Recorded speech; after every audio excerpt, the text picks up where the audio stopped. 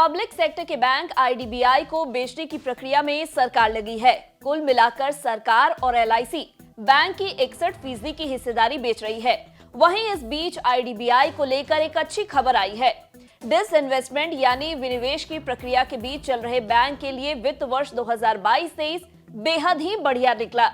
IDBI bank को अब तक का सबसे ज्यादा मुनाफा हुआ। चलिए डिटेल्स में जानते हैं खबर के बारे में। नमस्कार, मैं हूं डॉक्टर तन्वी सिन्हा और आप देख रहे हैं बिस्तक।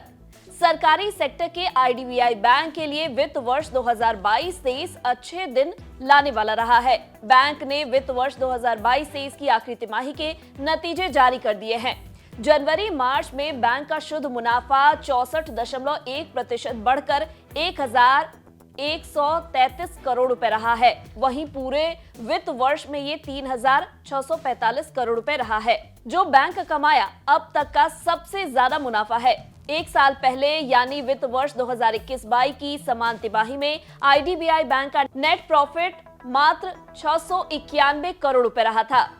वहीं पूरे 2021-22 में बैंक का मुनाफा 2,439 करोड़ रुपए था। यानी 2022-23 के दौरान बैंक के टोटल नेट प्रॉफिट में 49% की ग्रोथ हुई है।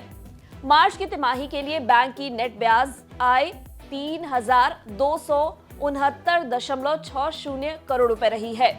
ये पिछले वित्त वर्ष की समान अवधि के 2,420.5 करोड़ रुपए से 35.3% अधिक है। बैंक का सीएआर साल दर साल आधार पर 19.06% और तिमाही आधार पर 20.14% से बढ़कर 20.44% हो गया है। सीएआर इस बात के संकेत देता है कि कोई भी बैंक अपनी जिम्मेदारी को कितने बेहतरीन तरीके से निभाता है।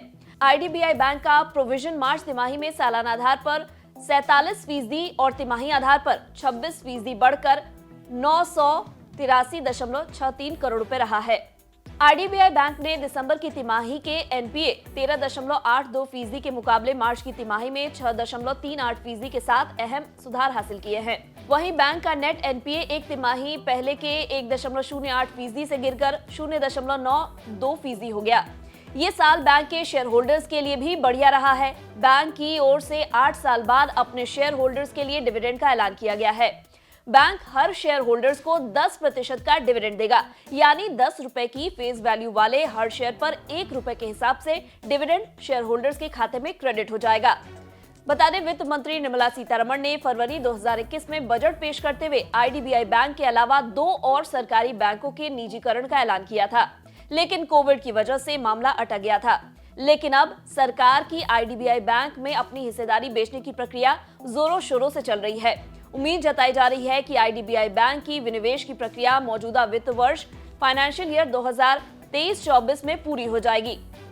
बता दें, सरकार और एलआईसी दोनों के पास आईडीबीआई बैंक में 94.71% की हिस्सेदारी है।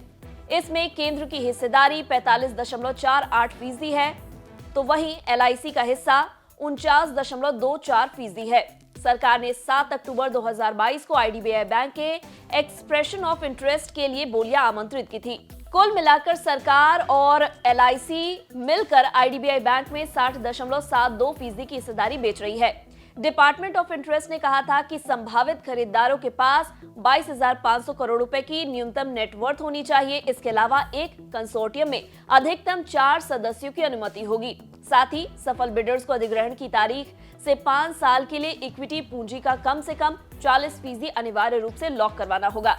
सरकार ने कुछ समय पहले कहा था कि विदेशी फंड और निवेश फर्मों के एक कंसोर्टियम को आईडीबीआई बैंक के 91% से अधिक की ओनरशिप की हासिल करने की अनुमति दी जाएगी। अगर आपको हमारे इस वीडियो में दी गई जानकारी पसंद आई हो तो इसे लाइक और शेयर जरूर करें। साथ ही बिजनेस जगत की खबरों से अपडेटेड रहने के लिए बने रहे हमारे साथ और देखते रहे बिज़ तक।